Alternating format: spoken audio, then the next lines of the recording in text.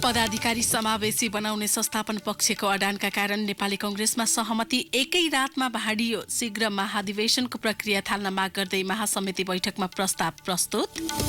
Asia Pacific सम्मेलनमा शीर्ष नेताको संलग्नताले पार्टीको बदनाम भएको भन्दै नेकपामा आत्मआलोचनाका लागि दबाव बढ्दो। भारतसँगको असमझदारी जस्ताको त्यस्तै रहेको भन्दै स्थायी समिति सदस्यहरूको चिन्ता।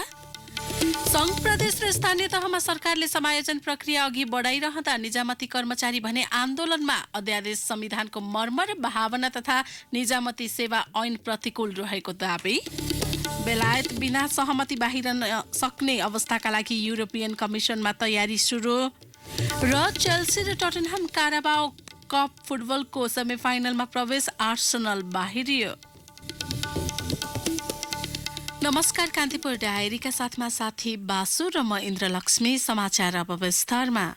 पदाधिकारी छनौटबारे नेताहरू बीच जुटेको सहमति एकै रात नटुङ्गिँदा चालु कांग्रेस महासमिति बैठक अन्यलमा धकेलिएको छ। हिजो बिहान बसेको केन्द्रीय कार्यसमिति बैठकमा संस्थापन पक्षीय नेताहरूले उपसभापति, महामन्त्री र सहमहामन्त्रीमा एक कोटा समावेशी छुट्याउनु पर्ने अडान राखेपछि गत मंगलबार रातिको सहमति भत्किएको हो। सभापति शेरबहादुर देउबा, वरिष्ठ नेता रामचन्द्र पौडेल, पूर्व महामन्त्री कृष्णप्रसाद सिटौला सहितका पदाधिकारी, पूर्व पदाधिकारी र केही केन्द्रीय सदस्य बीच सभापति, उपसभापति 2, महामन्त्री 2, सहमहामन्त्री 2 र कोषाध्यक्ष राख्ने समझदारी बनेको थियो। कोषाध्यक्ष बाहेक सबै पदमा अधिवेशनबाट निर्वाचन गर्ने सहमति थियो। यसप्रति कतिपय संस्थापन पक्षीय सदस्य खुसी थिएनन्। उपसभापति, महामन्त्री, सहमहामन्त्री एक र कोषाध्यक्ष सभापतिबाट मनोनयनको व्यवस्था राख्न उनीहरूले अडान लिएका थिए। यसमा अन्तिम समयसम्म सहमति बन्ने नदेखिएपछि सभापति शेरबहादुर देउबा पछि हट्नु भयो। केन्द्रीय सदस्यहरू मानबहादुर विश्वकर्मा, फर्मुला मन्सुर, वीरबहादुर बलाएर, एनपी साउद, महेन्द्र यादव लगायतले पदाधिकारी छनौट समावेशी हुनुपर्ने माग राखेका हुन्। उनीहरूले अडान नछाडेपछि बैठक स्थगित गरियो। अघिल्लो दिनको सहमति कार्यान्वयनमा लैजान नखोजिएको भन्दै इतर पक्ष आक्रोशित छ। केन्द्रीय कार्यसमितिको हिजो साँझको अनौपचारिक बैठकमा वरिष्ठ नेता पौडेल र पूर्व महामन्त्री सिटौलाले सभापतिले द्वैध भूमिका देखाएको आरोप लगाएका छन्। पौडेलले भन्नुभयो, तपाईहरूले जे भन्दै जानुभयो मान्दै गए। अहिले सभापति निकटका सदस्यहरू नै मलाई समावेशी विरोधीको ट्याग भिराउन षड्यन्त्र गर्ने। सहमति भत्काउँदै जाने हो भने तपाईँहरू बहुमत पुर्याएर जे प्रस्ताव लैजानुहुन्छ लैजानुहोस्, निर्णय महासमितिले नै गर्छ। सिटौलाले नेतृत्वले कि सहमति कार्यान्वयन गर्न सकिन भन्नुपर्ने कि त निर्णय लिन सक्नुपर्नेमा जोड दिनुभयो। उहाँले भन्नुभयो, सहमति भइसकेपछि अरू साथीलाई उचालेर यस्तो छलछाम गर्न मिल्दैन। यस्तै केन्द्रीय सदस्य सुरेन्द्र पाण्डेले भन्नुभयो, सहमति गर्दै जाने तर कार्यान्वयन नगर्ने हो भने पार्टी नेतृत्वप्रति कस्तो प्रश्न उठ्ला। महासमिति बैठक भाँडभैलोमा गए देशभर नै राम्रो सन्देश जाँदैन। नेतृत्वमाथि प्रश्न उठ्छ र महासमितिमा पनि अन्यल हुन्छ। यस्तै पौडेल निकट एक केन्द्रीय सदस्यले भने, आशीर्वादबाट नेतृत्वमा आउन चाहने केही व्यक्तिले सहमति कार्यान्वयन गर्न नदिने काम गरेका हुन्। एक पद मनोनित राख्ने हो भने समावेशीका मुद्दा नै सेलाउँछ। केन्द्रीय सदस्य एनपी साउदले सहमति बन्न नसके पुरानै व्यवस्था अनुसार जान सकिने सुझाउनु भएको छ। कांग्रेसका 12 केन्द्रीय सदस्यले शीघ्र महाधिवेशनको माग गरेका छन्। महासमिति लगतै 14औं महाधिवेशनको प्रक्रिया अघि बढाइरहनुपर्ने उनीहरूको माग छ। केन्द्रीय सदस्यहरूले निर्वाचन समीक्षा र आगामी कार्यदिशाको सन्दर्भमा 88 पृष्ठको लिखित धारणा महासमिति बैठकमा प्रस्तुत गरेका छन्। पहिलो पुस्ताको नेतृत्व शिथिल र यथास्थितिवादी रहेको भन्दै परिवर्तनको मुद्दा समेत उनीहरूले उठाएका छन्। पार्टीभित्र एन्ट्रीको व्यवस्था भए पनि एक्जिट प्रणाली नहुँदा नेतृत्वको विकास हुन नसकेको उनीहरूको ठम्याइ छ।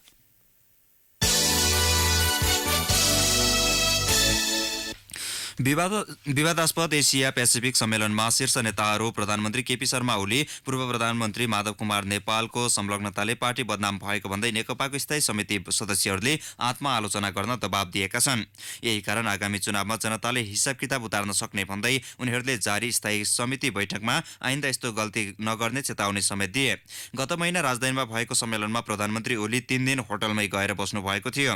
पूर्व प्रधानमन्त्री नेपाल सम्मेलनको मुख्य हर्ताकर्ता हुनुहुन्थ्यो। सम्मेलनमा सरकार र नेताहरू संलग्न हुने कुरा गलत भयो, यसमा आत्मआलोचना गर्नुपर्छ। हिजोको बैठकमा सुरेन्द्र पाण्डेले भन्नुभयो, पहिले चोकिन सुनपानी छर्किने गरिन्थ्यो, त्यसैले अहिले हामी यसबाट चोकिनुपर्छ। जो संलग्न भएका छौं ती सबैले आत्मआलोचना गरौं, नभए जनताले यसको हिसाब किताब राख्न सक्छन्। स्थायी कमिटी सदस्य रघुजी पन्तले पनि पीस फेडरेसनको कार्यक्रममा संलग्नता आपत्तिजनक भएको बताउनुभयो। अर्का सदस्य भीम आचार्यले सरकार र कम्युनिस्ट पार्टीका नेताहरूले विवादास्पद संस्थालाई बोकेर हिँड्नु गलत भएको बताउनुभयो। बैठकमा नेताहरूले भारतसँगको सम्बन्ध, सरकारका नियुक्ति, पार्टीको विधान, नेतृत्व लगायत विषयमा पनि प्रश्न उठाएका छन्। अध्यक्षद्वय केपी शर्मा ओली र पुष्पकमल दाहालले स्थायी समितिमा पेश गर्नुभएको प्रतिवेदनमा विदेशीसँग सम्बन्ध सुधारको दावी गरिएको छ। संघीय मामिला तथा सामान्य प्रशासन मन्त्रालयले संघ, प्रदेश र स्थानीय तहमा समायोजन प्रक्रिया अघि बढाइरहँदा निजामती कर्मचारी त्यसविरुद्ध आन्दोलनमा उत्रिएका छन्। सरकारले ल्याएको अध्यादेश संविधानको मर्म र भावना तथा निजामती सेवा ऐनको प्रतिकूल रहेको भन्दै उनीहरूले यही अवस्थामा समायोजनमा जान नसकिने बताएका हुन्। सिंहदरबार स्थित विभिन्न मन्त्रालय र विभाग तथा कार्यालयका निजामती कर्मचारीले हिजो प्रधानमन्त्री तथा मन्त्री परिषद कार्यालय र सामान्य प्रशासन मन्त्रालय घेराउ गर्दै अध्यादेश सच्याउन माग गरेका छन्। उनीहरूले मुख्य सचिव लोकदर्शन रेग्मीलाई 6 बुँदे माग सहितको ज्ञापन पत्र समेत बुझाएका छन्। सामान्य प्रशासन मन्त्री लालबाबु पण्डित भने संघीय संरचनामा कर्मचारी व्यवस्थापन बारे अध्ययन गर्न शुक्रबारदेखि मन्त्रालयका 2 सहसचिव सहित भारत भ्रमणमा रहनु भएको छ। निजामती सेवा ऐन 2049 तथा निजामती नियमावली 2050 मा निजामती सेवा प्रवेशपछि मुख्य सचिवसम्मको वृत्ति विकासको पथ सुनिश्चित भए पनि अध्यादेशले त्यसलाई रोकेको कर्मचारीको आरोप छ। त्यसलाई नै संशोधन गर्नुपर्ने उनीहरूले माग अघि सारेका हुन्।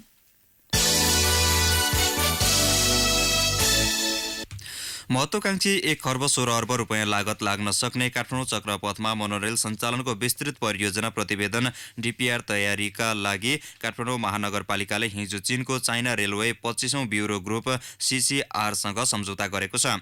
सम्झौता पत्रमा काठमाडौँका मेयर विद्यासुन्दर साकेर, कम्पनीका व्यवसाय व्यवस्थापन प्रमुख जु ग्वाङविङले हस्ताक्षर गर्नुभयो। कार्यक्रममा मेयर साकेले मोनोरेल काठमाडौँवासी सबैको सपना रहेको बताउनुभयो। उहाँका अनुसार काठमाडौँको ट्राफिक व्यवस्थापन र प्रदूषण कम गर्न मोनोरेल सबैभन्दा राम्रो विकल्प रहेको पनि बताउनुभयो। सम्झौता पत्र बुझ्दै चिनिया कम्पनीले 6 महिनामा अनौपचारिक डीपीआर प्रतिवेदन दिन तयार रहेको दावी गरेको छ। चिनिया रेलवे अधिकारीले डीपीआर सहित मोनोरेल निर्माण तथा सञ्चालन गर्न 5 वर्ष समय लाग्ने बताएका छन्। डीपीआर तयार गर्दाको लागत सीसीआरले नै बेहोर्नेछ। गौशालादेखि चाबेलसम्म रेल चलाउन सक्ने सम्भाव्यता अध्ययनले देखाएको छ। त्रिभुवन अन्तर्राष्ट्रिय विमानस्थलमा हवाई सेवा लिने 7वटा एयरलाइन्स सहित 8वटा निकायले बुझाउनुपर्ने मङ्सिरसम्मको बक्यौता 1 अर्ब 42 करोड नाघेको छ। नेपाल नागरिक उड्डयन प्राधिकरणको विमानस्थल सेवा शुल्क नियमावली अनुसार 60 दिनभित्र रकम नबुझाउने एयरलाइन्सको उडान रोक्न र जहाज ग्राउन्डेड गर्न सकिने अधिकार तोकिएको छ। नियमावलीको धज्जी उडाउँदै नेपाल वायु सेवा निगम, हिमालय एयरलाइन्स, सिमरिक एयरलाइन्सले उडान व्यापार गर्दै आइरहेका छन्। तत्कालीन विमानस्थल प्रमुख देवानन्द उपाध्यायले कडाई नगर्दा मलेसियाको एयर एसियाले 20 करोड बक्यौता नबुझाई नेपाल उडान बन्द गरेर गइसकेको छ। सो एयरलाइन्सबाट असुल्नुपर्ने रकम उठाइदिन विमानस्थलका महाप्रबन्धक राजकुमार छेत्री कहिले काठमाडौँ स्थित मलेसियाली दूतावास त कहिले काठमाडौँ प्रहरी परिसर, केन्द्रीय प्रहरी अनुसन्धान ब्युरो लगायतका निकायमा ताकेता गरिरहनु भएको छ। बेलैमा शुल्क नतिर्ने एयरलाइन्स वा संस्थासँग गरिएको सम्झौता पत्र स्थगन गर्न सकिने वा सम्पत्ति रोक्का राख्ने अधिकार नियमावलीले विमानस्थल प्रमुखलाई दिएको भए पनि ती प्रमुखहरू भने यो नियम लागू गर्न सकिरहेका छैनन्।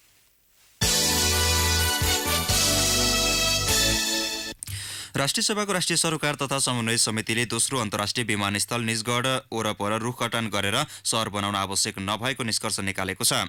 समितिले एयरपोर्ट सिटी बनाउनुको सट्टा विमानस्थल वरपरका नगरपालिका तथा गाउँपालिकालाई व्यवस्थित गरी आधुनिक सहर बसाउन निर्देशन दिएको छ। रुख काटेर सहर बसाउन लागेको भन्दै तीव्र विरोध भएपछि समितिले स्थलगत अनुगमन गरेको थियो।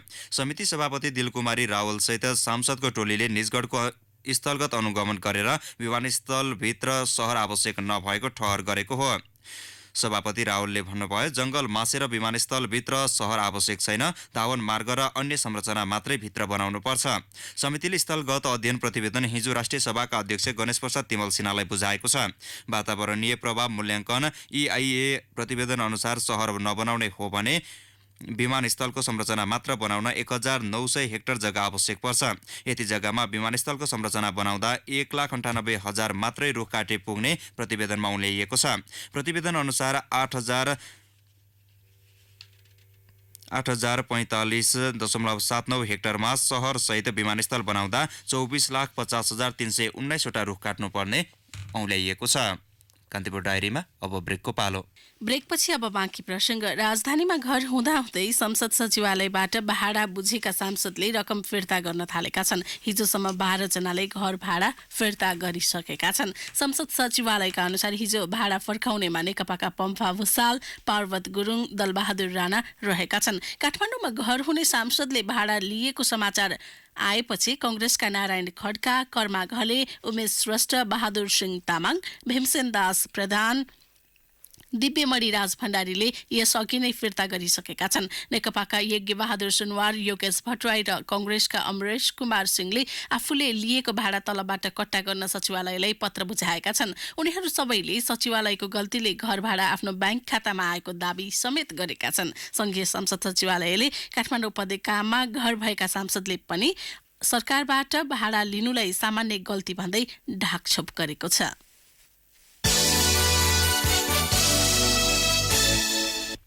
मेलम्ची खानेपानी आयोजनाको बाँकी काम स्वदेशी ठेकेदारलाई दिएर तत्काल पूरा गर्न विज्ञहरूले सुझाएका छन्। जलविद्युत आयोजना निर्माणका अनुभवी स्वदेशी ठेकेदारले मेलम्चीको बाँकी काम गर्न सक्ने बुझाइ उनीहरूको छ। पूर्व सचिव एवं आयोजनाका पूर्व प्रमुख सुमन शर्माले हाइड्रो पावरको काम गरेका ठेकेदारले बाँकी काम गर्न सक्ने बताउनु भयो।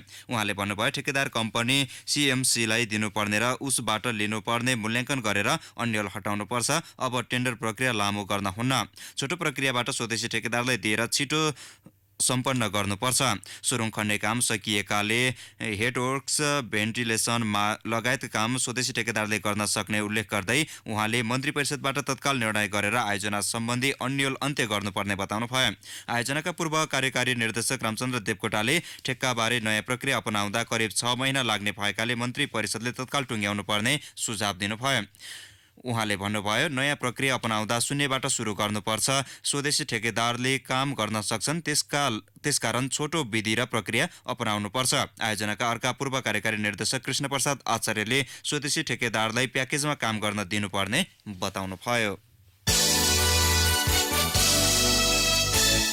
जलाशययुक्त बुढीगण्डकी जलविद्युत आयोजना निर्माणको विषयमा चाइना गेजुवा ग्रुप कम्पनीसँग छलफल शुरू भएको छ। ऊर्जा, जलस्रोत तथा सिंचाई मन्त्रालय र चिनिया कम्पनीका प्रतिनिधि बीच मंगलबारदेखि नै छलफल शुरू भएको हो। ऊर्जा मन्त्रालयका प्रवक्ता दिनेश घिमिरेले मन्त्री परिषदको निर्णय कार्यान्वयन गर्न गेजुवासँग छलफल गरिएको बताउनुभयो। उहाँले भन्नुभयो, मन्त्री परिषदले दिएको निर्देशन अनुसार वार्ता अघि बढाएका हौं, कुनै निर्णय भने भइसकेको छैन।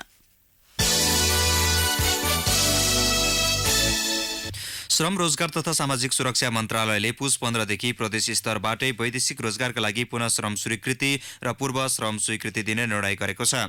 मन्त्रालयले विधामा आएका कामदारहरूलाई सहज पार्न भन्दै काठमाडौँबाट मात्रै दिँदै आएको सुविधा प्रदेशमा लगेको हो।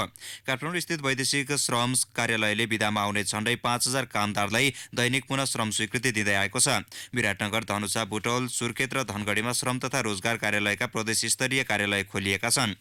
श्रम मन्त्री गोकर्ण विष्टले एउटै कार्यालयबाट सेवा दिँदा निकै चाप परेको र सेवाग्राहीले काठमाडौँ नै आउनुपर्ने बाध्यता हटाउन प्रदेशबाटै सेवा दिने व्यवस्था मिलाइएको बताउनुभयो।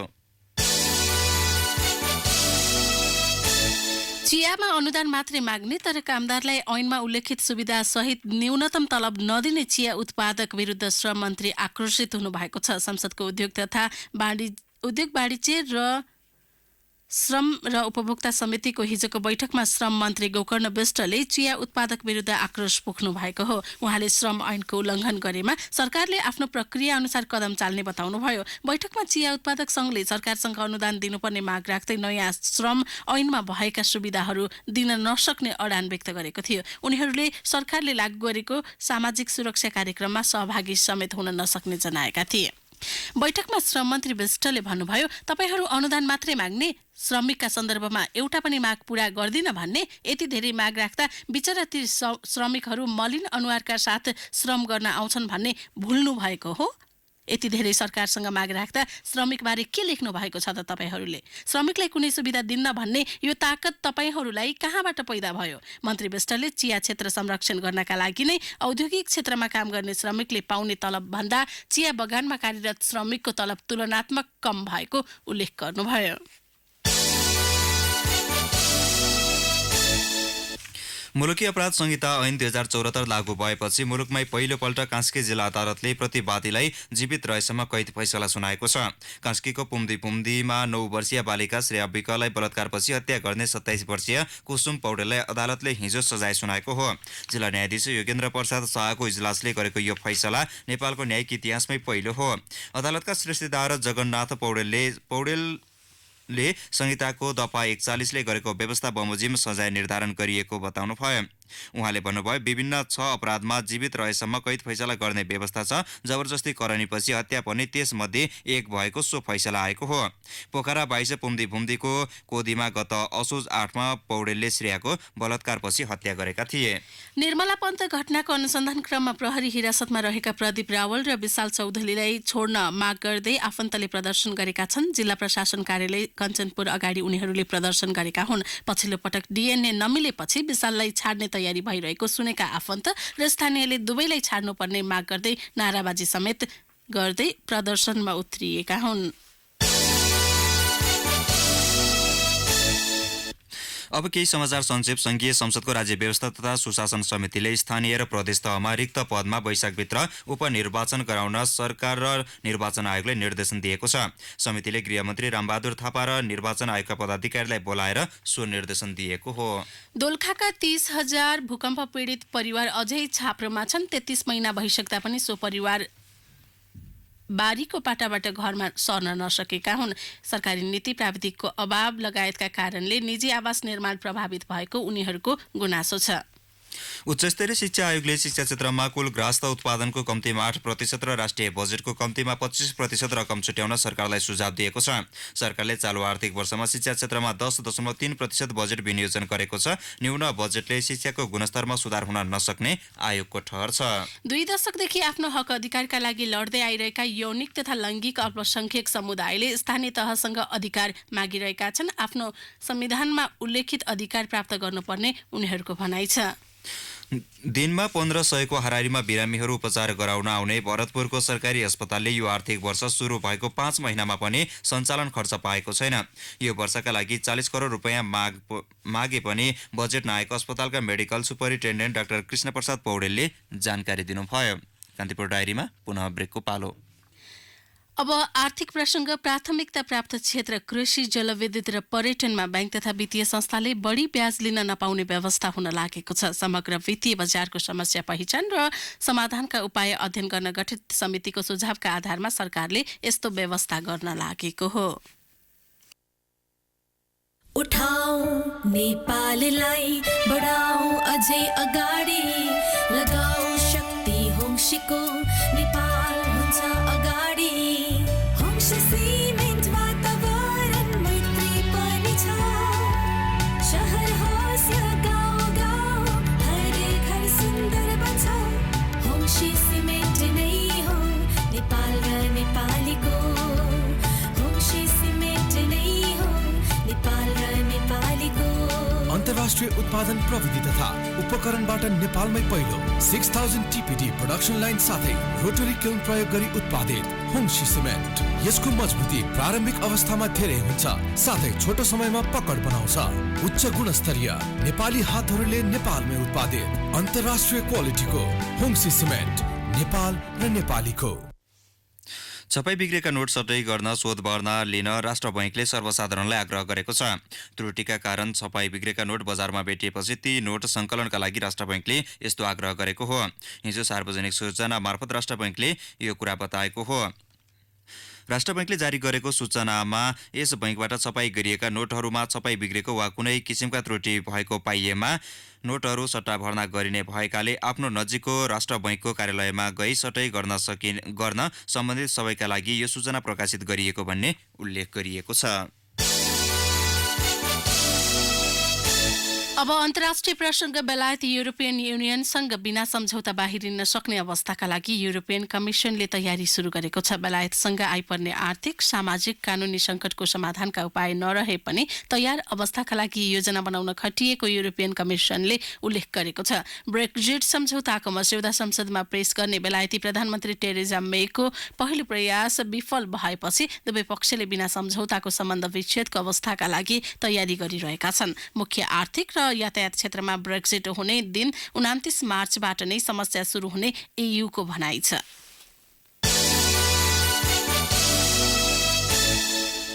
अब खेल प्रसङ्ग चेल्सी र टटनह्याम हटस्पर काराबाओ कप फुटबलको सेमिफाइनलमा पुगेका छन्। गैराती भएको खेलमा जित हात पार्दै दुवै टोली अन्तिम 4मा स्थान बनाउन सफल भएका हुन्। बर्टन एल्बियन र म्यान्चेस्टर सिटी यसअघि नै सेमिफाइनलमा प्रवेश गरिसकेका छन्। होम एन्ड अवेका आधारमा खेलाइने सेमिफाइनलका खेल सन् 2019 को जनवरी 8 र 22 मा हुनेछ। क्वार्टर फाइनलका पछिल्लो खेलमा चेल्सीले बर्नमाउथलाई 1-0 गोल अन्तरले पराजित गरेको हो। इडन हाजर्डले 84औं मिनेटमा गरेको गोल नै चेल्सीलाई सेमिफाइनल पुग्नका लागि पर्याप्त भयो।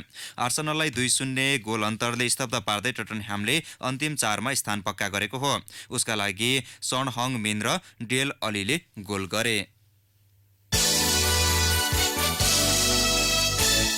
अब मौसम सम्बन्धी जानकारी। काठमाडौँ उपत्यका सहित मुलुकभरको मौसम सफा रहने जल तथा मौसम पूर्वानुमान महाशाखाले जनाएको छ। मध्य र पूर्वी पहाडी क्षेत्रमा दिउँसो आंशिक बदली हुने महाशाखाको अनुमान छ। काठमाडौँ उपत्यकामा केही बेर अघि 6 डिग्री सेल्सियस मापन गरिएको न्यूनतम तापक्रम 16 डिग्री सेल्सियससम्म पुग्ने बताइएको छ। उपत्यकामा सूर्योदय बिहान 6 बजेर 45 मिनटमा भयो भने सूर्यास्त भरे साँझ 5 बजेर 13 मिनटमा हुनेछ। हवस् त यिनै प्रसङ्गसँगै कान्तिपुर डायरीको यो बुलेटिन यही सकिन्छ। साथी बासु र महेन्द्र लक्ष्मी बिदा हुन्छौँ। नमस्कार।